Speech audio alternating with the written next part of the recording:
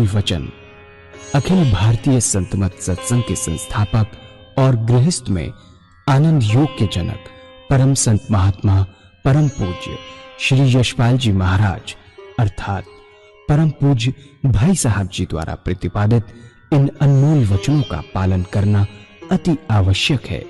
ये वचन हमारी गृहस्थ आध्यात्मिक साधना के लिए मूलभूत सिद्धांत हैं, जो इस प्रकार हैं।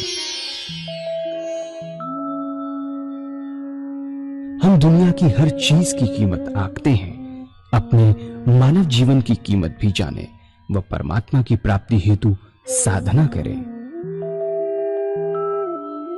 मनुष्य योनि एक उपहार है, इसीलिए परमात्मा को धन्यवाद देते हुए आधा घंटा प्रातःकाल, आधा घंटा सायंकाल पूजा अवश्य करें।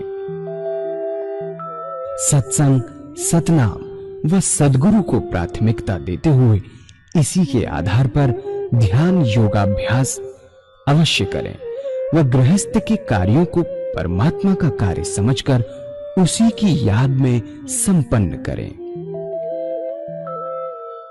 हर समय ये ध्यान रहे कि गुरु कृपा द्वारा परमात्मा की पवित्र सत्ता का हमारी आत्मा में वास है, अतः मन में निरंतर अपने इष्ट देव का जाप करें।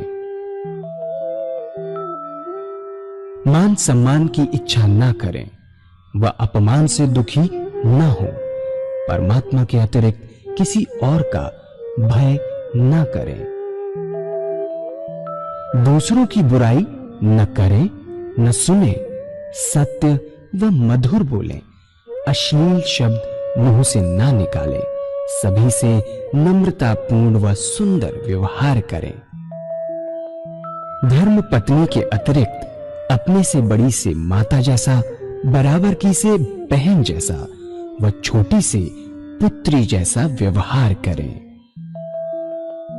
सांसारिक जीवन यापन की आवश्यकताएं अंतहीन है, इसलिए अधिक से अधिक समय सत्संग में व धन परोपकार में खर्च करें। याद रखें, न स्त्री माया है, न धन दौलत, न ही परिवार। माया वह है जो हृदय को परमात्मा से दूर हटा दे। अतः निरंतर सत्संग और सद्गुरु की शरण में रहने का प्रयास करें। भोजन अपने इष्ट को अर्पण कर प्रसाद रूप में परमात्मा की याद में करें। रात्रि में सोने से पहले अच्छे बुरे कार्यों का आत्मनिरीक्षण कर उसका समुचित पश्चाताप करते हुए ध्यान करें व प्रभु की गहरी याद में ही विश्राम करें। परमात्मा तू ही है, तेरी इच्छा पूर्ण हो।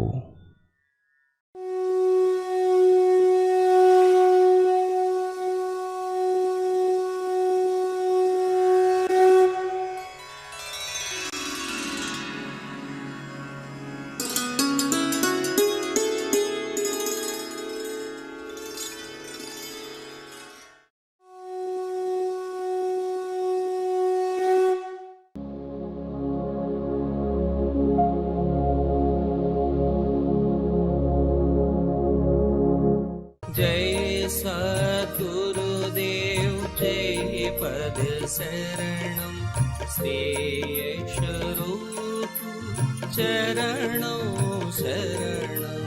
जय सद्गुरुदेव जय पद शरणं श्रेयस्वरूप चरणों शरणं।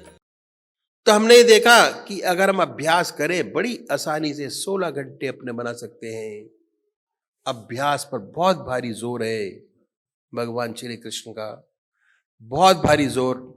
अभ्यास, आहार की शुद्धि, विहार की शुद्धि, अभ्यास और वैराग। इन संतों ने जो गृहस्थ में हुए, उन्होंने गृहस्थ में रहते हुए जीवन मुक्त अवस्था प्राप्त की। उन्होंने बताया कि अभ्यास कैसे करें, और ये इस सेवक ने आपके सामने रखा। हम साधारण जीवन में साधारण काम करते हुए बहुत सुंदर अभ्यास कर सकते हैं, और जब अभ्यास कर लिया तो काम बन गया, 16 घंटे उलटदार हो गई।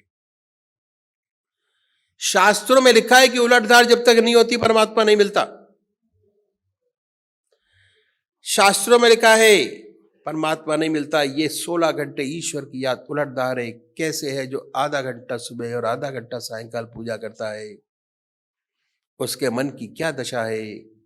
24 में से 1 घंटा उसके मन की करण का बहाव परमात्मा की तरफ, 23 घंटे दुनिया की तरफ। उसने भोजन ईश्वर की याद में करना शुरू किया, दोपहर को और रात्रि को। तो क्या हुआ?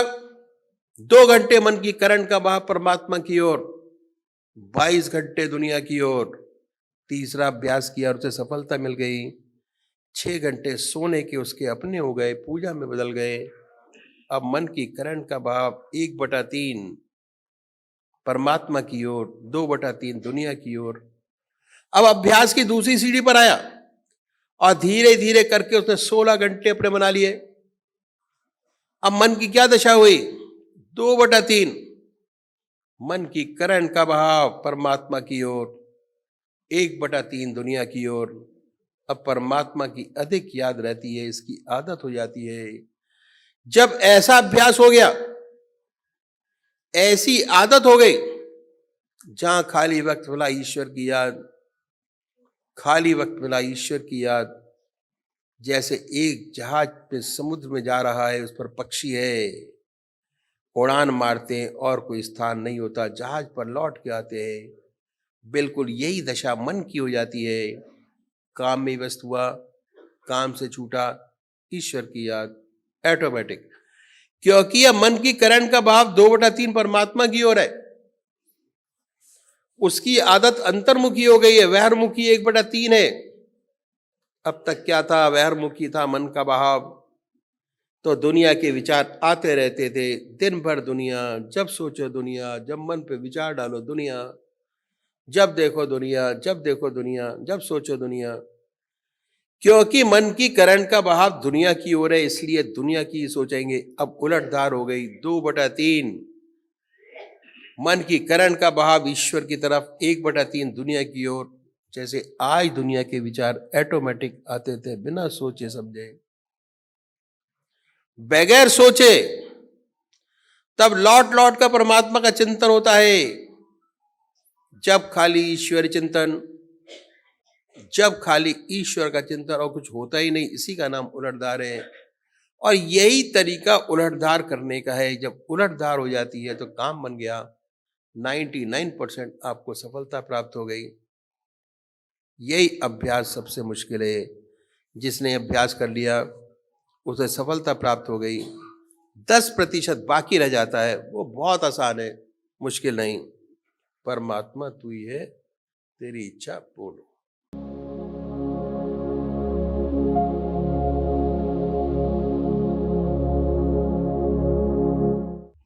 पूजनीय माताओं और बंधुओं, अभी एक भजन होगा और भजन के साथ साथ सभी भाई बहन अपने अपने इष्ट का ध्यान करेंगे, शरीर के साथ बैठे हुए। अब मूर्त में नहीं है, सूरत पे नहीं है, शक्ल में नहीं है, मूर्ति में नहीं है, सशरीर। और जब सामने स्पष्ट हो जाए, उस पवित्र मूर्त को अपने हृदय में उतारिए। दिल की हर धड़कन पर जो मंत्र आपका है, ओम ओम नमो शिवाय, उसका सुनने की कोशिश कीजिए। ये साकार पुजारी, जो निराकार है, जो परमात्मा की मूर्ति को नहीं मानते, वो नाम को पकड़े। ओम अल्लाह वाहिगुरु। बड़े प्यार से बैठे, आनंदमय अवस्था बनाइए और ये महसूस कीजिए कि हमारे दिल से ओम नाम निकल रहा है और पूरे शरीर में वाइब्रेट करता है। ओम ओम वाइब्रेट करता है पूरे शरीर, उसके वाइब्रेशंस का एहसास महसूस कीजिए। तो अभी एक भजन होगा और भजन के साथ साथ सभी भाई बहन अपने अपने परमात्मा, अपने अपने इष्ट का ध्यान करेंगे, याद करेंगे। सतगुरु साचा सूरमा नख शिख मारा पू बाहर घावन दी सई भीतर चक नाचू सतगुरु दीन दयाल है दया करहु मोहिया कोटि जन्म का पंथ था पल में पहुंचा जा धरती सब कागद करूं लेखनी सब बन रहा सात समुद्र की मसी करूं गुरु गुण कहा न जाए मेरा जीवन तेरे हवाले प्रभु इसे पग पग तू ही संभाले मेरा जीवन तेरे हवाले प्रभु इसे पग पग तू ही संभाले भव सागर में जीवन नैया डोल रही है ओ रखवैया भव सागर में जीवन नैया डोल रही है ओ रखवैया डोल रही है ओ रखवैया इसे अब तू आके बचा ले प्रभु इसे पग पग तू ही संभाले इसे अब तू आके बचा ले प्रभु इसे पग पग तू ही संभाले मेरा जीवन तेरे हवाले प्रभु इसे पग पग तू ही संभाले मोह माया के बंधन तोड़ो हे प्रभु अपनी शरण में ले लो मोह माया के बंधन तोड़ो हे प्रभु अपनी शरण में ले लो हे प्रभु अपनी शरण में ले लो इस पापी को अपना लो प्रभु इस पापी को अपना लो प्रभु इसे पग पग तू ही संभाले मेरा जीवन तेरे हवाले प्रभु इसे पग पग तू ही संभाले ये जीवन है तुमसे पाया सब तेरे कोई ना पराया ये जीवन है तुमसे पाया, सब तेरे कोई ना पराया। स्वीकारो बंसी वाले प्रभु इसे, पग पग तू ही संभाले। मेरा जीवन तेरे हवाले प्रभु इसे, पग पग तू ही संभाले।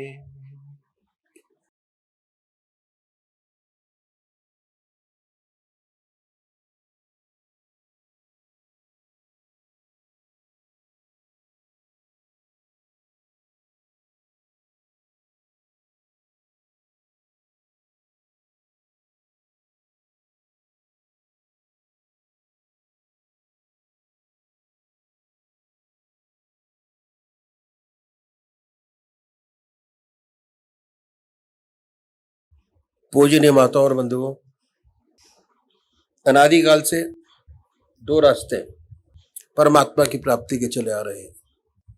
एक नीति का रास्ता है जिसे हम संन्यास मार्ग कहते हैं, और ये रास्ता बहुत पुराना है। हमारे देश में बहुत ऊंचे ऊंचे संत महात्मा हुए जिन्होंने समय समय पर आकर हमारे देश और धर्म की रक्षा की। नीति का रास्ता छोटा है,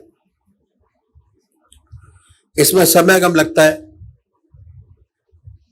इस रास्ते का साधक हर वस्तु का त्याग करता चला जाता है। ऐसा व्यक्ति घर बार छोड़ता है, बीबी बच्चे छोड़ता है, धन दौलत छोड़ता है और संसार की हर वस्तु का त्याग कर कर संन्यास ग्रहण करता है। संन्यास लेने के बाद साधना में लग जाता है। ऐसे साधक के सामने सिर्फ एक ही काम रह जाता है, वह परमात्मा की प्राप्ति। सारे काम समाप्त। यदि ऐसा साधक सच्चे हृदय से परमात्मा में लगे तो कोई वजह नहीं कि उसे अपने रास्ते पे सफलता प्राप्त ना हो। लेकिन मेरे कह देने से कि रास्ता छोटा है, कोई भाई बिना सोचे समझे इस रास्ते को अपना न ले, इस रास्ते को ग्रहण न कर ले, इसकी कठिनाइयां भी मैं आपके सामने रखूंगा। सबसे बड़ी बात क्या है कि शरीर से त्याग करना बहुत आसान है, लेकिन सच्चा संन्यास जब तक प्राप्त नहीं होता, जब तक मन से त्याग नहीं हो जाता। मुझे इस विषय पर अपने सदगुरुदेव परम संत महात्मा श्री यशपाल जी महाराज का एक अनुभव याद आया, जो मैं आपके सामने रखूंगा। एक बार जबलपुर से मुरादाबाद जा रहे थे। रास्ते में प्रयागराज का स्टेशन पड़ा। उन दिनों कुंभ का मेला समाप्त हुआ था। जब गाड़ी प्रयागराज स्टेशन पर पहुंची तो देखा स्टेशन पर काफी भीड़ है। ये भीड़ एक महात्मा जिनको अवधूत कहते थे छोड़ने आई हुई थी। गाड़ी आई, जय जयकार हुआ, फूल मालाओं से स्वागत किया गया। इत्तेफाक से ये जो महात्मा थे उसी डिब्बे में चढ़े जिसमें इसके सतगुरु जी बैठे हुए थे। आपके सामने की बर्थ खाली थी, उसी पर आके विराजे। गाड़ी चली, कुछ आगे निकल गई तो आपके साथ बातचीत शुरू हुई। इस बातचीत के दौरान गुरुदेव जी ने उनसे एक प्रश्न किया, वह ये था कि आपको संन्यास लिए कितना समय हो गया। उत्तर मिला 14 वर्ष। दूसरा प्रश्न किया कि महाराज आप बाल ब्रह्मचारी हैं या जब संन्यास लिया तो गृहस्थी थे। बड़े प्यार से उन्होंने उत्तर दिया कि मैं गृहस्थी था, मेरे स्त्री और 2 बच्चे थे। बातचीत होती रही। उसके बाद गुरुदेव जी उनसे प्रार्थना की कि एक प्रश्न और करना चाहते हैं, लेकिन वह प्रश्न कुछ अजीबोगरीब है, इसलिए पहले से मैं क्षमा चाहूंगा कि आप मेरे को क्षमा करें और सांत्वना दें कि इस टेढ़े प्रश्न से आप नाराज नहीं होंगे, तभी प्रश्न किया जाए, अन्यथा नहीं। महाराज जी चुप हो गए, ध्यान में चले गए। कुछ समय बाद आपने आंखें खोली और कहने लगे कि आप कुछ पूछना चाहते थे, आपने पूछा नहीं। फिर गुरुदेव जी ने अपनी बात दोहराई कि यदि आप नाराज ना हो तभी यह प्रश्न किया जाए, अन्यथा नहीं। वो बोले नाराज नहीं होऊंगा, आप पूछो। तब गुरुदेव जी ने तीसरा प्रश्न किया और ये था कि आप क्या अभी भी आपको अपने 20 बच्चों की याद आ जाती है? यह प्रश्न सुन को वो खामोश हो गए और ध्यान में चले गए। कुछ समय बाद आपने आंखें खोली और कहने लगे कि बच्चा, सत्य यही है कि आज भी हमें अपने 20 बच्चों की याद आ जाती है, और खास तौर से जब मैं अपने गांव के पास से निकल जाता हूं, जहां का मैं रहने वाला हूं, तो ये याद बिल्कुल ताजा हो जाती है कि ये मेरी स्त्री, ये मेरे बच्चे, ये मेरा खेत, ये मेरा मकान। अब बच्चे बड़े हो गए, काम काज संभाल लिया। गुरुदेव जी ने आपके चरण छुए, वाकई बहुत ऊंचे महात्मा थे, अवधूत थे, इसमें कोई शक नहीं। क्योंकि सन्यास लेती आश्रम बदल जाता है, ना उसका कोई बीवी, ना बच्चा, ना खेत, ना मकान। शरीर से त्याग हो गया, लेकिन मन से त्याग करने में बड़ा समय लगता है। दूसरी बात और भी है कि त्याग का बहुत बड़ा अहंकार होता है। हम गृहस्थी लोग कभी कभी संसार से दुखी हो जाते हैं और अपना दुख सन्यासियों के पास जाकर कहते हैं, महाराज हम दुखी हैं, मन में शांति नहीं, चैन नहीं, कोई उपाय बतलाइए कि मन को शांति मिले। और ये उपाय भी बतलाते हैं।